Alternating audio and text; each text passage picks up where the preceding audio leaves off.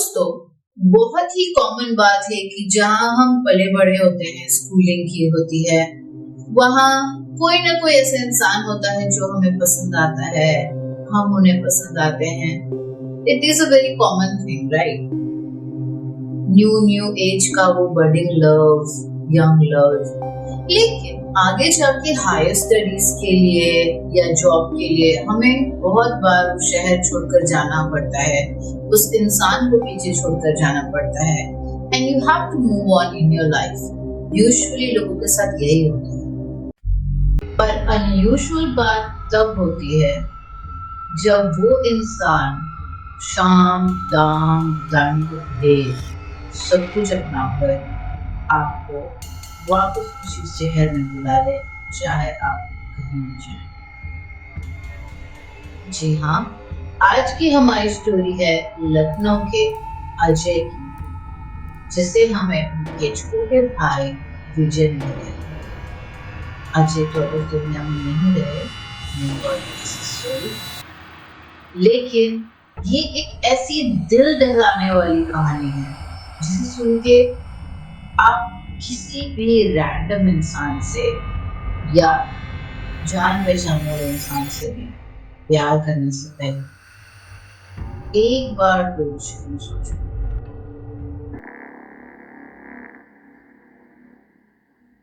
ये कहानी हमारे आईटी हॉरर स्टोरीज की सीरीज की पहली कहानी है। आगे जाके मैं और कहानियां स्पेसिफिकली आईटी स्टूडेंट्स की एक्सपीरियंस के बारे में लाने वाली हूँ। नमस्ते दोस्तों, मैं हूँ रति और आप देख रहे हैं रति टॉक्स। इससे पहले कि हम कहानी शुरू करें, अगर आपको हॉन्टेड, हॉरर, मिस्टीरियस प्लेसेस या एंटिटी के बारे में सुनना पसंद है तो जरूर सब्सक्राइब करें रति टॉक्स और बेल आइकन को प्रेस करना ना भूलें। तो आइए शुरू करते हैं आज की कहानी।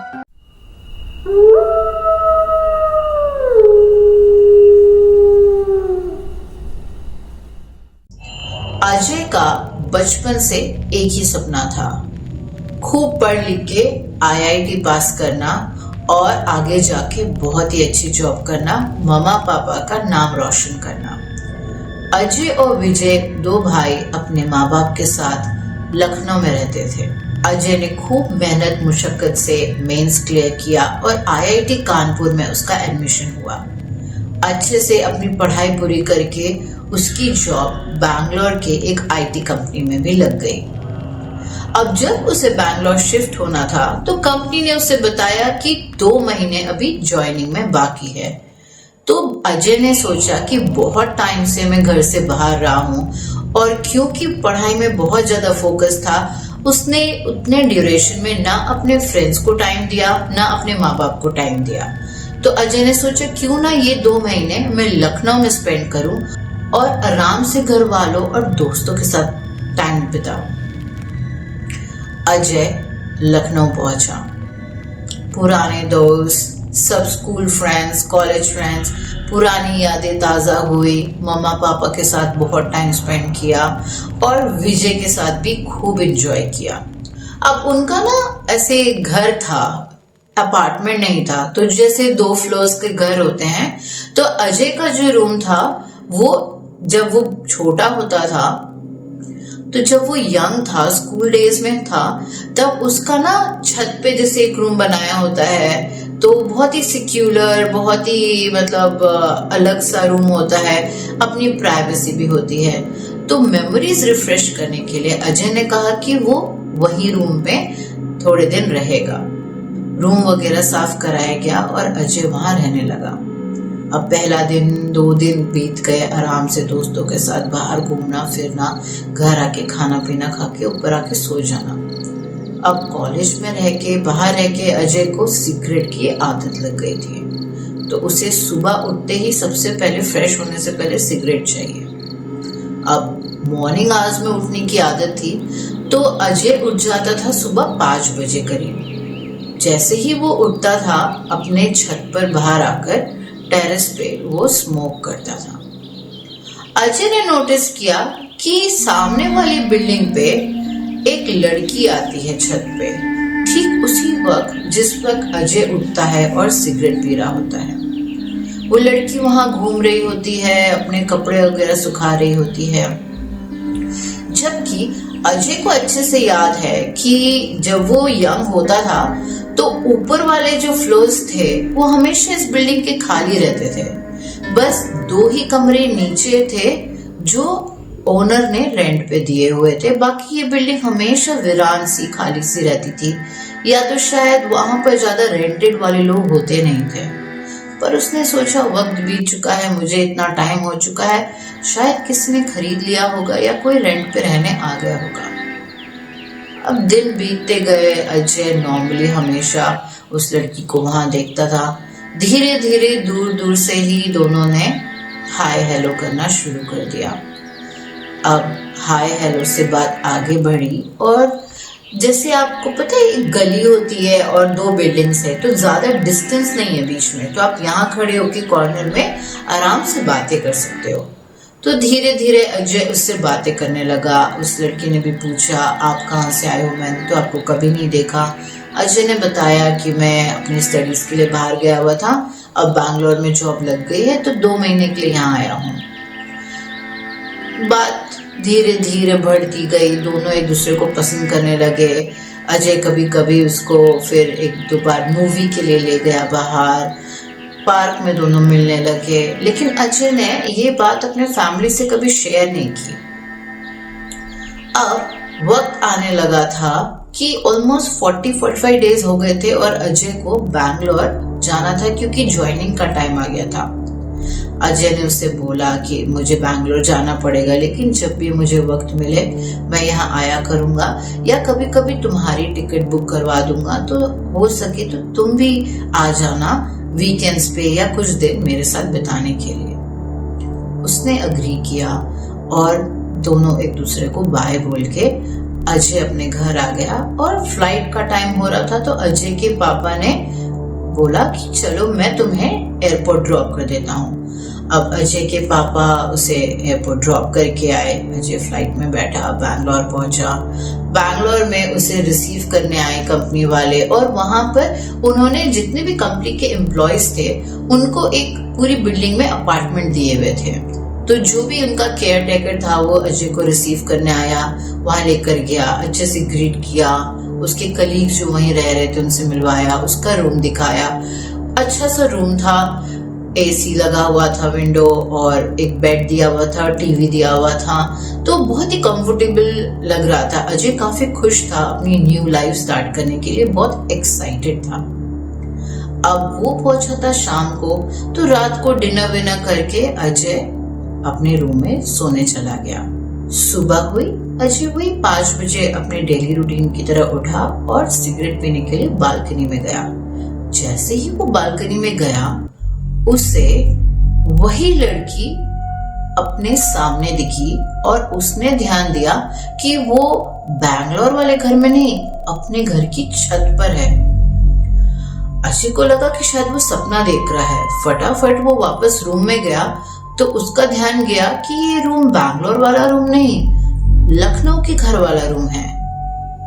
अजय को कुछ समझ नहीं आ रहा था कि ये क्या हुआ। अजय नीचे उतरा, मम्मी पापा चाय पी रहे थे। उन दोनों ने उससे बहुत गुस्सा किया। अजय कुछ समझा ही नहीं पाया कि अजय आखिर यहाँ पर आ कैसे गया। उसके पापा ने बोला अगर तुम्हें जाना ही नहीं था बैंगलोर तो क्यों ही टिकट करवाई, क्यों इतना झमेला किया, अगर तुम्हें लखनऊ में रहना है तो तुम बताओ, हम वैसे प्लान करते हैं। अजय ने बोला नहीं पापा ऐसा कुछ नहीं है, मैंने इतनी मेहनत की है, इतनी मुश्किल से मैंने ये इंटरव्यू क्रैक किया है, मैं तो बहुत एक्साइटेड था अपनी जर्नी को लेकर, न्यू लाइफ को लेकर, मैं ऐसा क्यों ही करूंगा। कुछ समझ नहीं आ रहा था। अब उन्होंने बोला कि चलो ठीक है, जो भी है हम तुम्हारी वापस टिकट बुक कराते हैं, तुमको वापस छोड़ कर आते हैं एयरपोर्ट। अब आपको ये भी पता है अचानक से अगर टिकट बुक कराई जाए तो बहुत महंगी पड़ती है। अजय एक बहुत ही मॉडरेट फैमिली से बिलोंग करता था, फिर भी उन्होंने एक वाइज डिसीजन लिया और वापस से अजय को एयरपोर्ट छोड़कर आए। अजय ने अपनी फ्लाइट ली और वापस वहां पे पहुंचा। बैंगलोर ऑफिस में जाने के बाद उसे अच्छी खासी डांट पड़ी कि पहला दिन और वो लेट है, अब तो ऑलमोस्ट इवनिंग होने को आई है, तो वो ऐसे था कहाँ। अजय को कुछ समझ में ही नहीं आया कि वो एक्सप्लेन कैसे करे। अजय ने बहाना मार दिया कि आई एम वेरी सॉरी, नई जगह थी, बहुत ज्यादा हेक्टिक हो गया था, तो मेरी तबीयत बिल्कुल खराब थी तो मैं उठ नहीं पाया, लेकिन कल से मैं टाइम पर ज्वाइन करूंगा। लेवरेज दिया गया। अजय वापस गया जो हॉस्टल रूम उसको मिला था उसमें, सेम रूटीन की तरह डिनर किया और अपने रूम में आके टीवी देखने के बाद सो गया। लेकिन जब वो सुबह उठा वापस से लखनऊ वाले रूम में, उठकर सिगरेट पीने बाहर गया और उसे अपनी गर्लफ्रेंड छत पर घूमती दिखी। अजय का दिमाग चकरा चुका था, उसे कुछ समझ ही नहीं आ रहा था कि ये हो क्या रहा है, ऐसा कैसे हो सकता है। अजय ने सोचा कि इस बार तो उसके पिताजी उसको जान से ही मार डालेंगे। फिर भी हिम्मत करके वो नीचे गया और उसके मम्मी पापा दोनों ही बहुत ही गुस्से में थे। उसके पापा ने उस पर चिल्लाया कि तुमने पहले ही पढ़ाई में हमारे इतने पैसे बर्बाद कर दिए थे, जब जो कुछ बचा कुचा है तुम ये टिकटों में बर्बाद कर दो। अगर तुम अपनी जॉब को लेकर सीरियस नहीं हो तो हमें बता दो, हम तुमसे कोई आशा नहीं रखेंगे। अजय को कुछ समझ ही नहीं आ रहा था कि वो क्या बोले, वो क्या जवाब दे। उसने हाथ पैर जोड़े अपने पापा के और पापा को समझाने की कोशिश की कि पापा मैं आपसे सच बता रहा हूँ, मुझे खुद नहीं समझ में आ रहा कि मेरे साथ हो क्या रहा है। किसी को कुछ समझ नहीं आया। अजय के पापा उससे बात तक नहीं कर रहे थे। अजय मूड फ्रेश करने के लिए अपने भाई के साथ बाहर गया। विजय को ऐसा लग रहा था कि अजय के साथ कुछ ना कुछ गड़बड़ है। अच्छा, इनकी फैमिली ना भूत प्रेत और ये सब चीजों में, जादू टोने में कुछ भी बिलीव नहीं करती थी, बिल्कुल भी। तो किसी का ध्यान इस तरफ गया ही नहीं कि क्या पता अजय के साथ ऐसा कुछ हो रहा हो। लेकिन विजय यंग था, फ्रेंड्स के साथ उठना बैठना, हॉरर स्टोरी सुनना, तो विजय को ऐसा लगा कि उसे एक बार अजय से बात करनी चाहिए। उसने कहा भैया मुझे ऐसा लगता है कि आपको ना किसी को दिखाना चाहिए, किसी तांत्रिक को, किसी बाबा को। मुझे तो ये ना कुछ अलग ही दुनिया की चाल लग रही है। This is impossible. जिस हिसाब से आप बता रहे हो कि आपका मन नहीं होता फिर भी वापस यहीं पहुंच जाते हो, इसका मतलब कुछ तो गड़बड़ है। अजय ने उसकी बात समझी और दोनों पता करते हुए किसी एक बाबा के पास गए।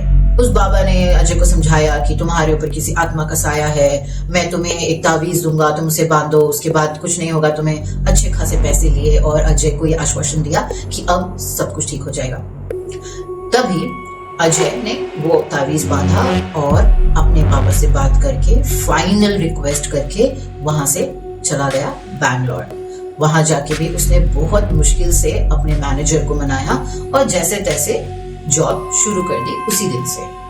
अब अजय को ये था कि जब भी मैं सोता हूँ कुछ गड़बड़ होती है, तो अजय ने प्लान किया कि आज की रात मैं नहीं सोऊंगा। शाम को ऑफिस से निकलने के बाद उसने रेड बुल वगैरह ली, चिप्स वगैरह ली, पेन ड्राइव में कुछ मूवीज डाउनलोड करवाई और डिनर करने के बाद अपने रूम पे पूरी प्लानिंग के साथ वो पूरी रात जागा।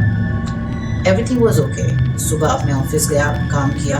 दूसरे दिन उसने सेम वही रूटीन फॉलो किया। रात भर cold drink P, red bull पिया, चिप्स वगैरह स्नैक्स वगैरह खाए, मूवीज देखी, रात भर जागा और दूसरे दिन ऑफिस गया। अब तीसरा दिन है तो वो इंसान ही। 3 दिन हो चुके थे, ना वो ढंग से सोया था, सारा काम, न्यू वर्कलोड, सब कुछ सीखना। बैठ के मूवी देख रहा था लेकिन उसकी आंख लग गई। अब जब आंख खुली, अजय लखनऊ में वापस। इस बार अजय को यकीन हो चुका था कि अब उसकी लाइफ में कुछ नहीं बचा है। ना वो इस जॉब को कंटिन्यू कर सकता, ना वो अपने माँ बाप को समझा सकता। उसने अपने बॉस को मेल किया कि I am sorry sir, I regret and I would give my resignation.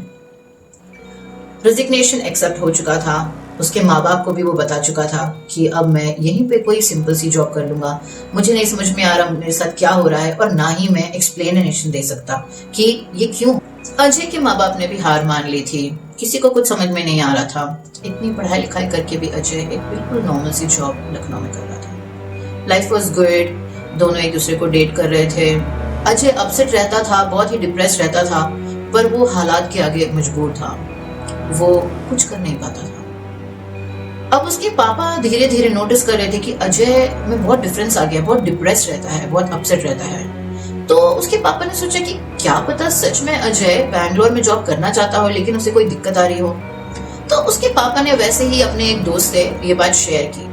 उनकी दोस्त ने उन्हें एडवाइस किया कि वो किसी बाबा को जानते हैं जो बहुत ही पहुंचे हुए, बहुत ही नामी बाबा हैं। उनका जो ऑरा है वो बहुत स्ट्रांग है, तो क्यों ना एक बार उनसे बात की जाए। अजय के पापा मान गए। उन्होंने अजय से बात की। अजय ने बोला ये सब ढोंगी बाबा होते हैं पापा, ये सब कुछ भी नहीं है, ये मैंने ताबीज पहना है, मैं खुद गया था विजय के साथ, कुछ असर नहीं हुआ। अजय के पापा ने बोला एक बार देख लेने में, ट्राई करने में कोई नुकसान नहीं है, क्या पता कुछ फर्क पड़े। तो अजय ने बोला ठीक है चलो आप जाने दो, आप टेंशन मत लो, आप मुझे बताओ वो बाबा कहाँ रहते हैं, मैं विजय के साथ हो आऊंगा। अब अजय और विजय उन बाबा के पास गए। उन बाबा का सच में बहुत ज्यादा ऑरा था। दूर से जब अजय ने एंटर किया तब उन्हें पता चल गया कि अजय के साथ कुछ ना कुछ गलत हो रहा है। जब अजय उनके पास पहुंचा तो उन्होंने अजय को पहचान लिया और कहा कि तुम्हारे साथ एक साया है जो तुम्हें बांधे हुए है। अजय ने सारी स्टोरी बाबा को सुनाई। बाबा अंतर्यामी थे। बाबा ने ध्यान लगाया और बाबा ने बताया उसे कि तुम कभी उस लड़की से मिलने उसके घर गए हो। अजय ने बोला नहीं, घर पे तो नहीं गया, हम हमेशा बाहर मिलते हैं। तो बाबा ने उससे बोला तुम्हें एक काम करना है, वो जहाँ रहती है वो जगह खाली है, वहां कोई नहीं है, बल्कि वो लड़की भी जिंदा नहीं है। ये सुन के अजय बिल्कुल शॉक हो गया।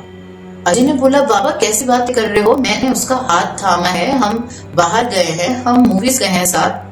बाबा ने बोला ये सारा तुम्हारे मन का वहम है, तुम्हें एक काम करना होगा, तुम्हें उस बिल्डिंग में जाना होगा, उस रूम के अंदर जाना होगा, उस रूम की थोड़ी सी मिट्टी लानी होगी और उस रूम में कोई भी पुरानी चीज जो पड़ी हो वो लेकर आनी होगी और मुझे देनी होगी, तभी मैं उस आत्मा को अपने पास बुला पाऊंगा। अगर तुम ये नहीं कर सकते तो तुम इस आत्मा से कभी छुटकारा नहीं पा सकते। अजय को थोड़ा गुस्सा तो आया। आपको पता ही है ना, हम प्यार में बिल्कुल अंधे हो जाते हैं और अपने पार्टनर के बारे में अगर कोई कुछ गलत बोले तो हमें बहुत गुस्सा आता है, हम लड़ने को उतारू हो जाते हैं। लेकिन विजय ने अजय को समझाया और कहा कि अगर तुम्हें इतना ही विश्वास है उस पे तो जो बाबा बोल रहे हैं वो कर लेते हैं, हम एक बार उसके घर जाके देख लेते हैं कि वो कौन है, कहाँ से आई है, क्या है आखिर में। अजय गया। नीचे ही गार्ड बैठा हुआ था। गार्ड ने पूछा आपको किससे मिलना है। उसने बताया ऊपर पेंट हाउस में जो लड़की रहती है उससे मिलना है। गार्ड ने बोला कैसी बातें कर रहे हो आप, यहाँ तो बाबूजी कोई भी नहीं रहता, सालों से छत बंद है, उल्टा जो नीचे रहते हैं आज तक वो कभी छत पर नहीं गए। अजय ने बोला बेवकूफ वाली बात मत कर, हमें जाने दे। थोड़े बहुत 100-200 रुपए से पकड़ाए और वो लोग ऊपर गए। ऊपर जाते हुए सीढ़ियों से उन्हें ऐसा फील हो रहा था जैसे सालों से वो सीढ़ियां खाली पड़ी है, जैसे वहां कभी कोई आया गया नहीं है। धूल की परत जमी हुई थी। इनफैक्ट जैसे जैसे वो पैर रख रहे थे सीढ़ियों पे उनके खुद के शूज के निशान पड़ रहे थे। फिर भी अजय को इतना कॉन्फिडेंस था कि उसकी गर्लफ्रेंड वहीं घर पर रहती है। वो लोग उस कमरे के गेट तक पहुंचे, लेकिन गेट खोलते ही उन्होंने ऐसा कुछ देखा कि उनकी आंखें फटी की फटी रह गई। हालत ऐसी खराब हो गई कि वापस से गेट बंद किया और उल्टे पैर भागे। भागते भागते वो लोग बाबा के पास गए और बाबा के आगे हाथ जोड़कर कहा बाबा जी हमारे बस की नहीं है उस कमरे में जाना, हमें जो देखा है वो हम कभी नहीं भूल पाएंगे और हमारी हिम्मत नहीं है कि हम उस कमरे के अंदर जाएं। बाबा थोड़ा सा हंसे और उन्होंने कहा कि मैं शायद एक्सपेक्ट कर रहा था। उन्होंने बोला चिंता मत करो, हमें रात को जाकर उसी जगह पर हवन करके उस आत्मा को अपने कब्जे में करना पड़ेगा। बाबा ने अपने कुछ साथी इकट्ठे किए, अपने कुछ चेले, बाकी बाबा, और रात को हवन कुंड, राख वगैरह सब लेकर वो लोग उस घर में पहुंचे। अजय के साथ साथ उसके माँ बाप भी थे और विजय भी था और बाकी बाबा लोग वहां पर पहुंचे। अब एक चेले ने हिम्मत करके गेट खोलने की कोशिश की। उसे पता था गुरुजी साथ में है तो वो सेफ है। अब जैसे ही उसने गेट खोला कोई एक ऐसी एनर्जी आई अंदर से कि वो दूर फेंका गया और सीधा जो छत की पारी थी उससे नीचे गिरकर उसकी मौत हो गई। बाकी सब बाबा और उनके चेले हिल चुके थे, लेकिन मंत्र पढ़ते हुए, गंगा जल छिड़कते हुए वो लोग उस कमरे के अंदर घुसे। कमरे के अंदर बहुत ही अंधेरा था और एकदम गुम। ऐसा लग रहा था कि आप हर एक की दिल की धड़कन सुन सकते हो, इतना सुनसान था वो कमरा और पूरा कमरा मकड़ी के जालों से भरा पड़ा था। इतनी मोटी धूल की परत हर चीज पर जमी हुई थी, चाहे वो फर्नीचर हो, चाहे कोई दीवार हो या कुछ भी हो। अब बाबा लोग ने अपना बीच का कमरा साफ किया और वहां पे हवन कुंड रखकर आग जलाई। आग की जो थोड़ी बहुत रोशनी थी उससे उन्होंने शुरू किया अपना मंत्र जाप करना। ऐसे ही उन्होंने मंत्र जाप शुरू किया, उन्हें एक औरत की आवाज आई, बहुत ही डरावनी, बहुत ही भयानक। तुम सब यहाँ क्या कर रहे हो? मुझे जो चाहिए था मुझे मिल गया है।